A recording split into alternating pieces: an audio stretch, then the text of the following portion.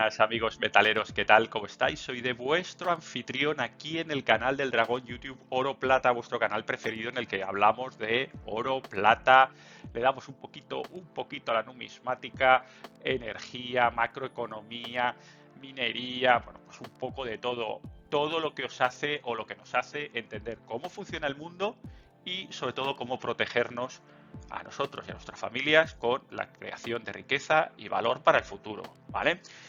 Dejo deliberadamente una parte importantísima de inversiones, que es, por supuesto, la inversión en bolsa, ¿de acuerdo?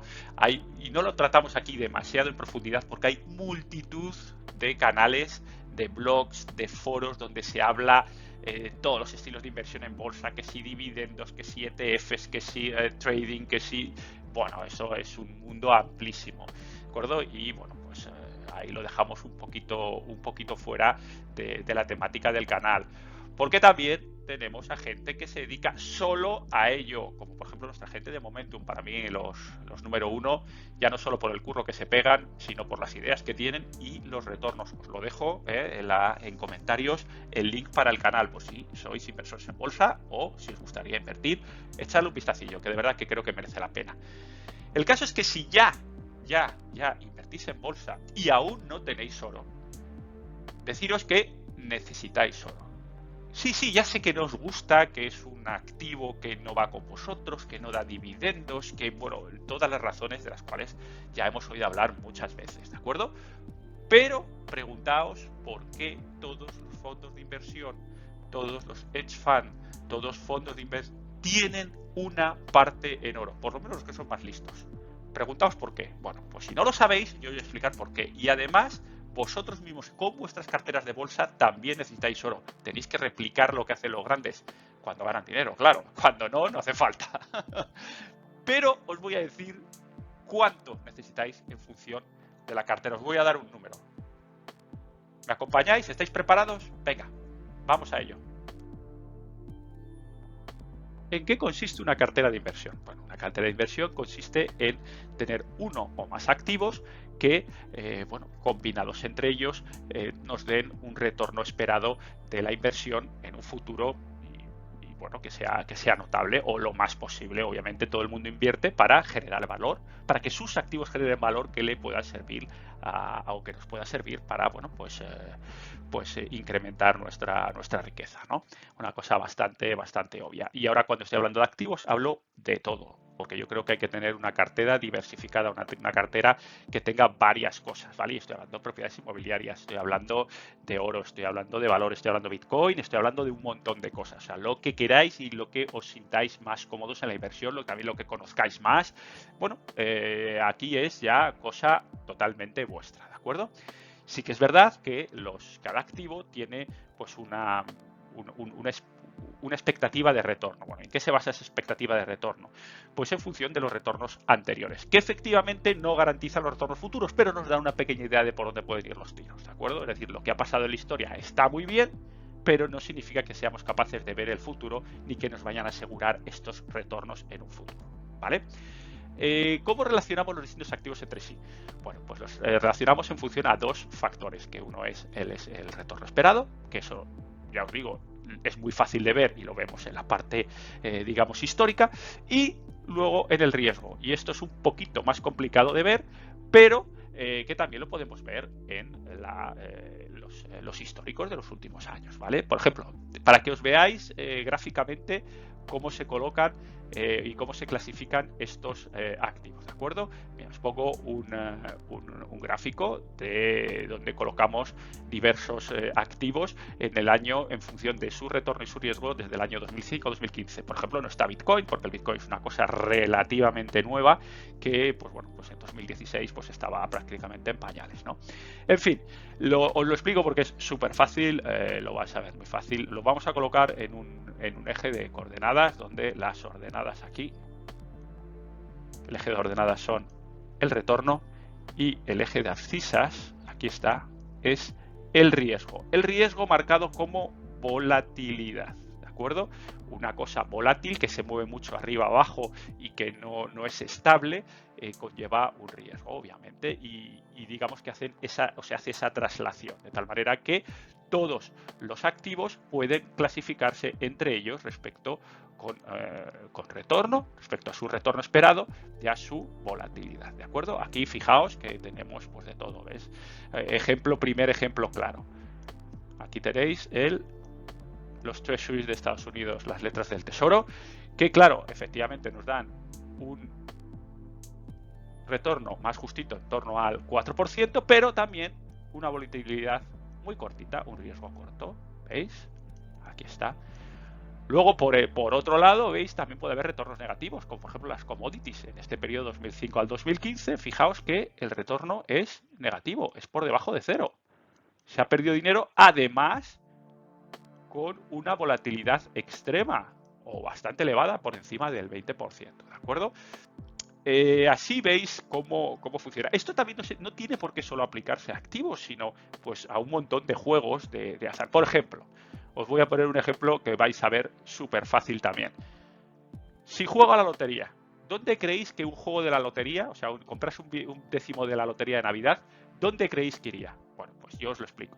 Iría aquí abajo, muy abajo, muy abajo. Aquí está el menos 5, ¿no? Bueno, pues aquí en algún momento estará el menos 100, ¿vale? Y aquí está el eje. Bueno, pues estará aquí pegado, muy cerquita del menos 100, pero no exactamente en el eje de ordenadas, ¿de acuerdo?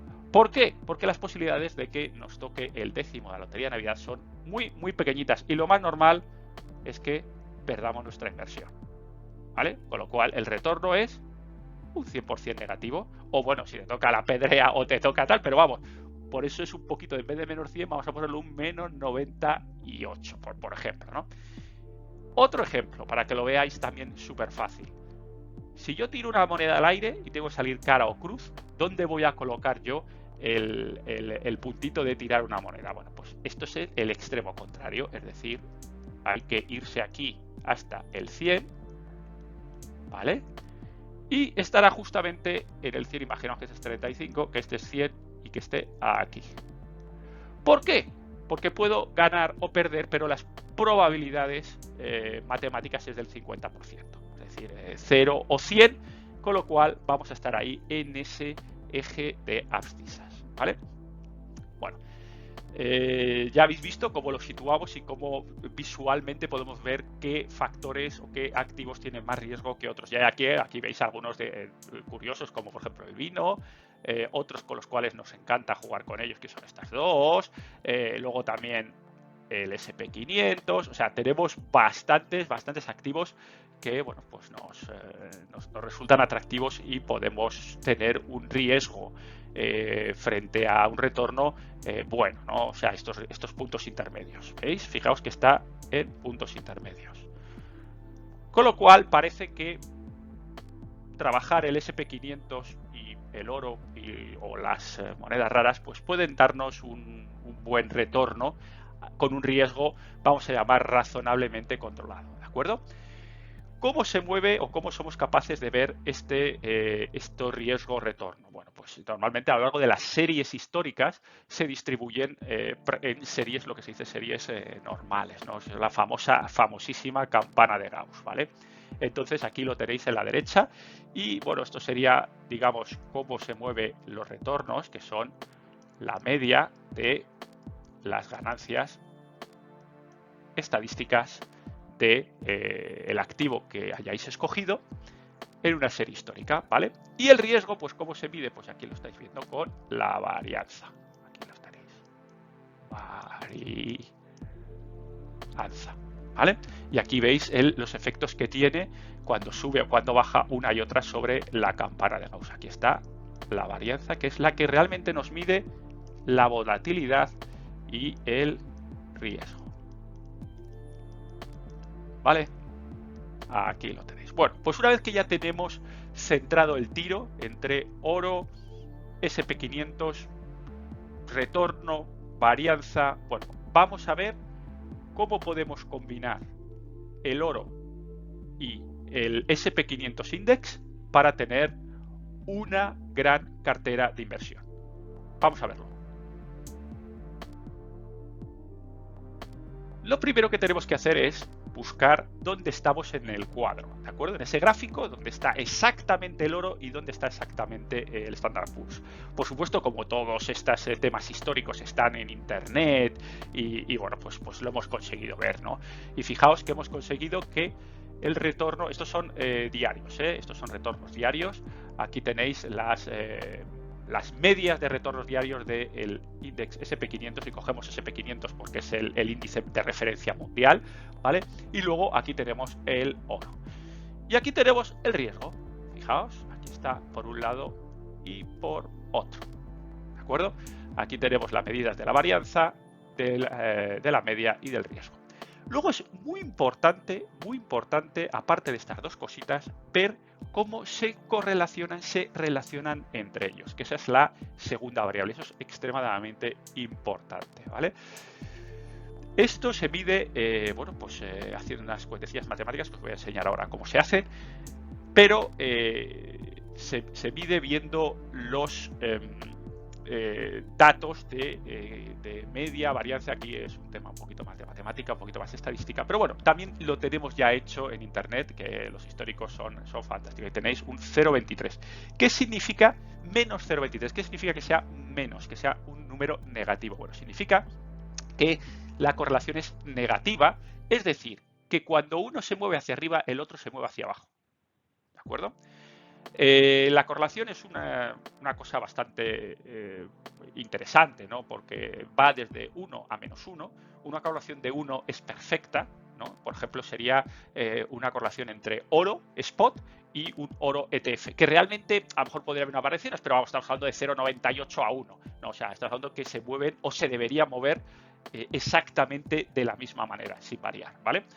Y por ejemplo, una correlación -1 es que se mueven en sentidos totalmente contrarios, ¿vale? Es decir, cuando uno crece un 10%, el otro activo te baja un 10% automáticamente. Esas son correlaciones totalmente salvajes, opuestas, ¿vale? Una correlación más o menos razonable, de decir, oye, tiene bastante relación, por ejemplo, es el oro y la plata, que tienen en torno a una correlación de 0,8. ¿Vale? Históricamente, es decir, que cuando sube el oro, pues sube la plata. No siempre ocurre, por supuesto, pero tiene pinta de que ocurra. En fin, estos son los numeritos que vamos a empezar a usar para hacer ahora unas cuentas y ver cómo combinar estos dos activos, para deciros cuál es la cartera perfecta entre oro y valores, ¿de acuerdo? Y cuando me refiero a perfecta, me refiero a una cartera más eficiente posible, es decir, una cartera de combinación en la cual exista el menor riesgo posible con el mayor retorno esperado posible. Es decir, lo que haría alguien súper inteligente. Vamos allá.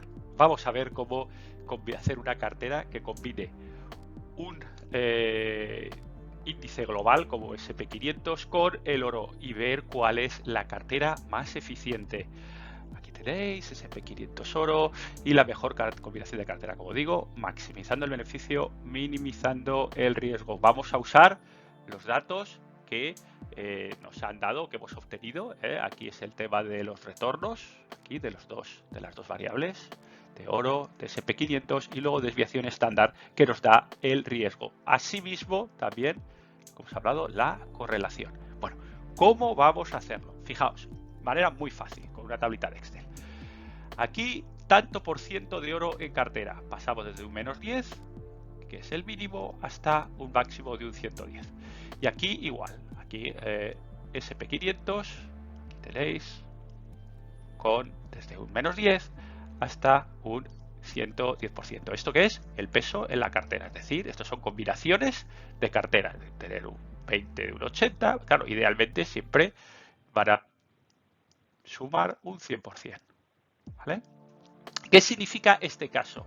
Un 110 y un -10%. Bueno, esto es un caso súper extremo. Esto es que alguien esté totalmente invertido en SP500 y además que esté con una posición corta en oro del 10%. Fijaos, ¿no? Y esto sería a la inversa. Alguien que esté totalmente invertido en oro, incluso con una posición corta del 10% en el SP500. Bueno, ¿cómo calculamos esto? Bueno, pues vamos a usar dos formulitas. Una, el retorno de cartera esperado, porque esto, repito, son retornos esperados, es decir, rendimientos pasados no garantizan rendimientos futuros. Esto es un tema histórico, no sabemos qué va a pasar en el futuro, ¿de acuerdo? Entonces, ¿qué usamos? Este es muy fácil. Usamos el peso, el weight de cada uno de los dos activos junto con el rendimiento individual, ¿vale? Esta fórmula chupada.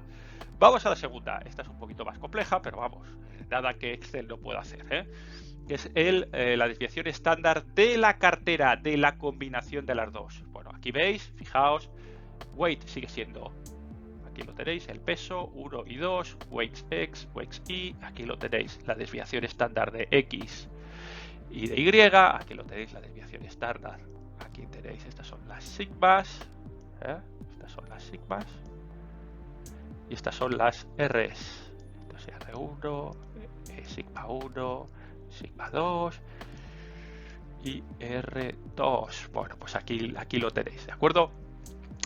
Aquí están las sigmas, aquí tenéis multiplicación y aquí tenéis rho XY, que es la correlación. Esto es rho XY. Bueno, pues para estas cargas pues vamos a sacar estos retornos con estos riesgos. Fijaos, aquí sale, es decir, que para una cartera con un 60% en oro y un 40% de vinculación al SP500 mediante un ETF, por ejemplo, tenemos un retorno esperado de 0,0785 y un riesgo de 0,00208, ¿de acuerdo? Bueno, todo esto son una serie de números que bueno, pues vamos a ver cómo somos capaces de traducir de una manera que podamos ver gráficamente e intuitivamente dónde estamos y cuál es la mejor opción, ¿de acuerdo? Vamos a verlo de una manera un poco más intuitiva. Pues para verlo de una manera gráfica y no una tabla de números, lo metemos en una grafiquita aquí de Excel y que veis, aquí está la tabla de riesgos. Aquí tenéis los riesgos, ¿vale?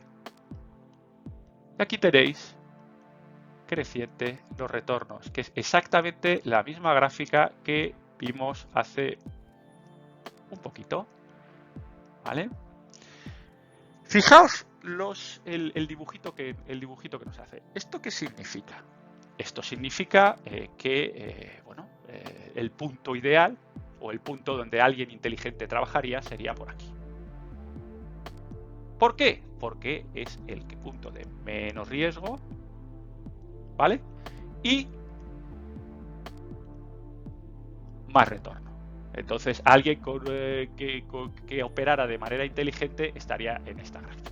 Fijaos que puestos a elegir entre dos opciones, esta es la gráfica de máxima eficiencia de la cartera, puestos a elegir entre dos opciones, fijaos que esta tiene el mismo riesgo que este punto. Este de 00806 tiene este mismo riesgo que es este de aquí. Con lo cual, alguien con un poquito de cabeza, obviamente dice, si tengo dos puntos de la gráfica, de los cuales tengo un riesgo, el mismo riesgo, y uno me da más beneficio que otro, pues obviamente voy a coger esto. Con lo cual, bueno, pues no es el riesgo mínimo, pero sí que desde luego es un riesgo, ya os digo, mejor que el otro, un retorno mejor que el otro, ¿vale? Vamos a ver a qué nos llevan los datos. Bueno, pues aquí estos son los puntos de la gráfica, ¿vale? Esto es el punto, los Y y estos los X, ¿vale? Aquí va a haber una Y que se vea un poquito mejor. Y esto, ¿cómo hacer? Bueno, pues usamos Excel para buscar cuál es el mínimo riesgo, ¿de acuerdo? En toda la gráfica. ¿Cuál es el punto donde, minimizando el riesgo, maximizamos el beneficio? Y es este, con los weights. Aquí recordad que esto es el tanto porcentaje en oro y esto es tanto porcentaje en Standard & Poor's. Y lo que nos sale es esto, un 17% de oro. Es decir, habría que ver que en un 17% tendríamos el menor retorno, aquí, que es, perdón, el menor riesgo posible de la cartera y el mayor beneficio en función de este menor riesgo. Fijaos además cómo al estar la curva aquí y girarse hacia arriba, si nosotros incrementamos digamos el beneficio, el giro por la, digamos, la inclinación de la curva, pues hace que suba inmediatamente el riesgo, ¿de acuerdo? Con lo cual, de este 17%, fijaos que yo más bien, aunque la matemática se diga el 17, si sube, o sea, si somos capaces de bajar al 16 o al 15, el riesgo aumenta mucho más que lo comentaría el beneficio. Con lo cual yo, ya os digo, sería una cartera eficientemente, y la matemática dice el 17, pero yo diría entre el 17 y el 20%. Esto de todas las maneras.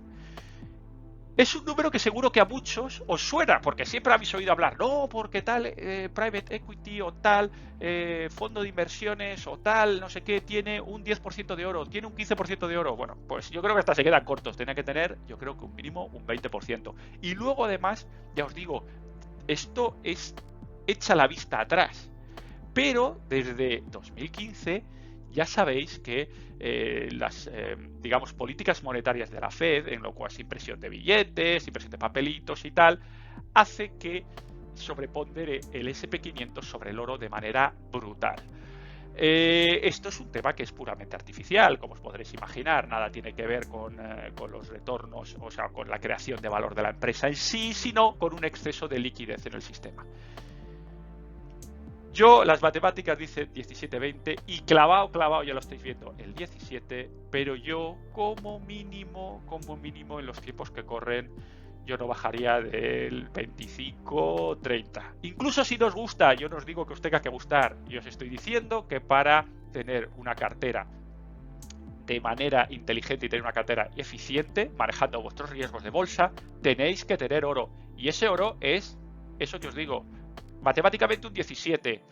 Yo, 17, por cómo sube el riesgo, ya os digo, de la inclinación, así a números gordos, yo diría más bien más 20 que 15, o sea, yo diría el 20.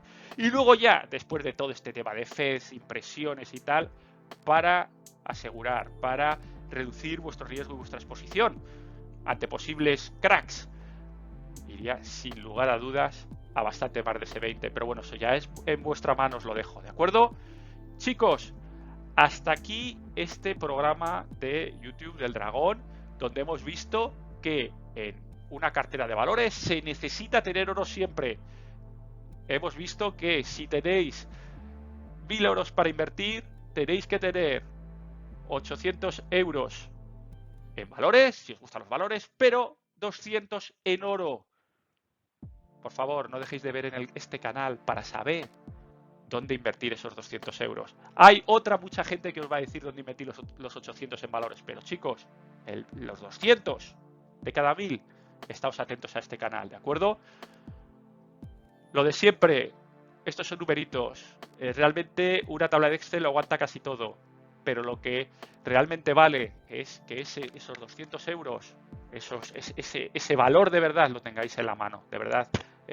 Los ETFs no nos gustan, porque no están respaldados y es solo papel. Entonces, si decidís invertir en oro, por favor, hacerlo de manera física, o yo lo recomiendo hacerlo de manera física. Ya sabéis, de cada 1000, 200 para algo que suene, para algo que toquéis. Si os ha gustado el episodio, darle un pulgar para arriba. Si no os ha gustado, le dais un pulgar para abajo y, como siempre, me explicáis por qué. Me tenéis en Twitter, Dragón Oro Plata, donde bueno, pues ahí comentamos y las noticias más importantes que vayan surgiendo sobre oro, plata, inversiones, energía, un poquito de todo. Y bueno, pues chicos, hasta aquí, a tocar vuestros metales. Hasta la próxima, cuidaos.